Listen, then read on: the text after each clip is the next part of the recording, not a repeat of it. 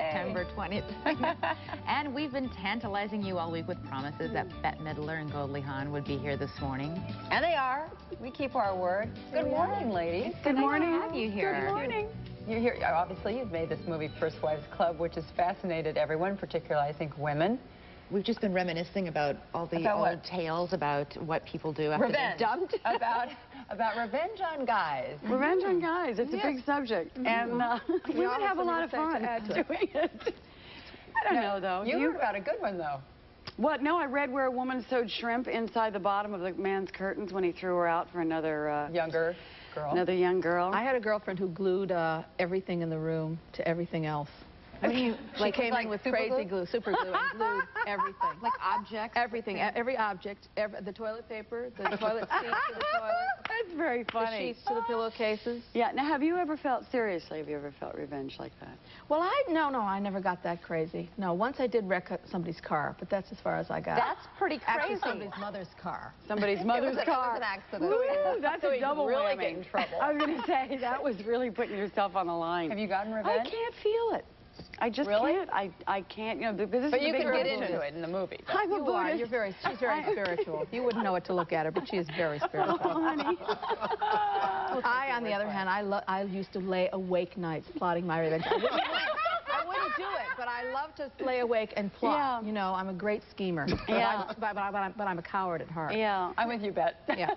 The fantasy of it is very nice. Spencer, are you feeling a little uncomfortable right now, by the way? I'm certainly outnumbered. I'm going to behave myself. I'm definitely going to be a nice guy this nobody morning. would ever read. Are you going to have a nice weather map for us today? Oh, let's hope so. We've got a couple of snowstorms, even though summer hasn't even ended yet. One is tapering off, one is just beginning. The snowstorms, that is. I'll show you where and how much in just a moment when we have the complete forecast. Yep. I think we should take revenge on Spencer, don't you? Oh, Spencer, but I it might be fun. It's happening in the mountains. I mean, where it's... Well, don't give it all away. Oh, okay, sorry. Oh, no, I want to know what mountains. I'm anxious. I'm holding my breath. The right mountains. Huh? The right mountains. Like Aspen Mountain? Yeah. Something like that? That's right. All right, we do have news, though, this morning, so we'll get to that right now with Kevin Newman. And here, Goldie Hawn, Bette Midler, and Diane Keaton find themselves facing life alone after their husbands leave them for younger women. Don't have anything. Brenda, you have a son who adores you. I'm alone. I'm Monique's mother. Yes, but Jason's going to go off to college pretty soon, and then I'll be even more alone. Plus, I'll be really a lot older, okay? And then if I have any more plastic surgery, I won't be able to sleep. I'm going to have to get a job at McDonald's. Yeah, and I'll have to do ads for adult diapers. I'll have to wear them. No. And two paid in full members of the First Wives Club join us this morning, Goldie Hawn and Bette Midler. It's great to have you both here. We've had you here separately. Was it fun doing this movie with the three of you together? We had a ball. It seems like it must have been great fun. We had a blast. Great women working together. It's Screaming, really carrying on, eating. Eating was big. Eating was big. Eating was very big. We talked about food incessantly. They always want to write, though, about three big successful female stars. And, you know, I don't think I'd ever see a story like that about three males. Well, there's no such thing. But they are really vicious to each other. Really? Let me tell you. Have you been around? Aren't they cruel to each other? Come on, back me up. Who? Men stars, when they get together, they're very competitive. Well, but it's territorial. It's a whole lot different animal. Well, that's right. I mean, we don't spraying. They We're caretakers. They do. They spray. They spray, and you know. And the other thing is, but it never gets into the press. The only ones they expect fight are the ladies. The cat fights is what they expect with women, and you know, the men. You know, I would say I was actually getting a little upset at one journalist, and she said, well, come on, there must have been cat fights. And I said, you know what, I'm really tired of this. I'm tired of it. It's not fair. Did Kurt Russell have that question when he worked with Sly Stallone? No. And we know what kind of fights they had. And they really got into it.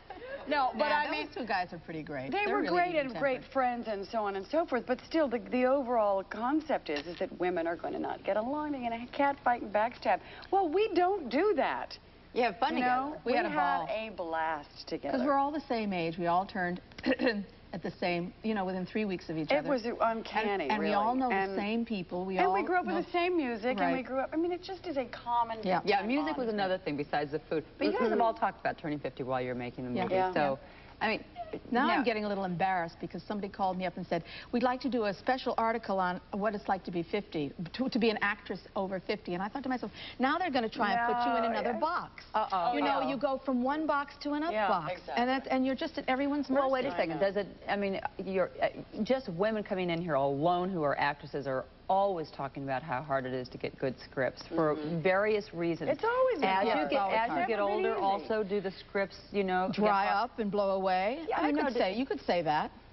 I have many times. Have you? There have been, let's say, dry periods. The truth of the matter is that Bette and I sort of grew up on the same kind of wavelength. We were, you know, we were always the comedian. We were never the love interest, so to speak. Come on, let's talk turkey. And do you never the leading lady. Well, wait a minute, though. The longevity of this career is much finer. It's better. Absolutely, because I mean, you don't earn your big bucks on the fact that you just belong to a man or you're a sexual object, or because obviously you pass through those things and you have to be able to be funny and move on with your life, and do all kinds of things. And this is the good news about being a comedian. Oh, yeah. Oh, I absolutely agree with that. But even so, the scripts that are written are mostly written by men for men, even for the male comics. I mean, the male comics probably get, a script every 2 weeks or so. But for us, for me, I can tell you, it's like once every 4 months or once every 6 months. Well, we develop our stuff too. We develop our own, but it's very, very hard. And development hell can be years and years and years. And then it's by the time you get ready to, it gets into any shape, you're so worn out from it that you just want to lie down. Well, you feel like you've already done it. That's right. What's the name? Yes. What's the name of the production company? I'm All Girls, and she's. And mine's Cherry Alley. But what's about Don't Hold a Grudge? That's mine. We hold a grudge. We hold a grudge. There we go. That's the one I was going for. We hold a grudge. Now we're getting into the little revenge thing here. Because, that's really the, women are going to love this movie. I don't know how men are going to feel about it. They like it. They love we didn't know how men were going to feel either. I wonder if it would depend on whether they saw it with a wife or who they go to see it with. I don't know. I think, it has so much to offer that I think they can really just suspend all that, male stuff. Because it's a comedy. It's broad. The women are very touching. It's witty. It asks you to, it really opens your heart. The movie does open your heart in a big way. And I know that when we finished, I came back with Kurt to the apartment, and we opened a bottle of wine, and we talked about men and women and relationships. It just, till, I don't know, 2 in the morning, it just opens up a conversation between men and women about these kinds of things. And could you each be open to what the other one was saying? Because they're obviously different. I mean, men and women are very different. Night and day. Night and day. And it's like Bette says, we can't make them into women. We don't want to. You can't expect them to be what you want them to be. That's the one thing that drives me nuts, especially about American women, that they're always, that the magazines, especially the women's magazines who have everyone's eye and ear, they keep trying to say how to get them to do this, how to get them to do that. You know how to expect them to be what you cannot do that. Yeah. All right, I have to take a break here. We're going to come back. All right. And we just kind of, they start out as students in this movie. And we just happened to find a couple of old high school yearbook pictures of them. Oh, Maron. Oh, my God. And so we'll show them to all of you. Oh, no, not that. When we come back.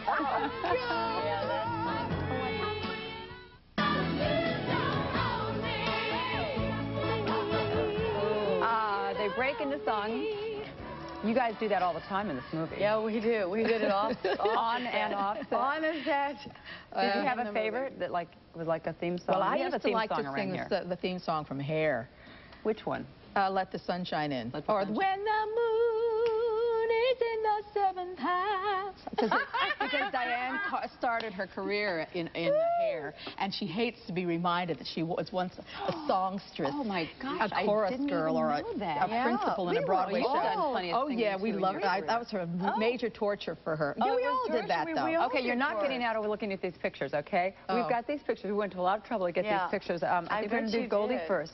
Now, because check her out there. Oh, but she looks you know what? Bette said, I'll bet you have that little bouffant hair and you're as cute as a button. This is at Montgomery Blair, right? Montgomery Blair in Silver Springs, Maryland. Yeah, and you belong to the Powder Puffs. What was that? The Powder Puffs. An acting group? Perfect. What was your uniform? Oh, my God, the Powder Puffs. Wasn't that the makeup troupe? I don't know. Okay, wait a second. I want to see that. I want to see that. There's Bette. Oh, now, there I am. Bette was God bless you. I had my little class rings. president. I was indeed. You were class president in Honolulu, Hawaii. What was the name of the school? I was nearly impeached. I was the worst one they'd ever laid eyes on. I was very good at campaigning, but once I got the gig, I didn't have a clue. We're out of time. Too bad. I want to keep you for the rest of the show.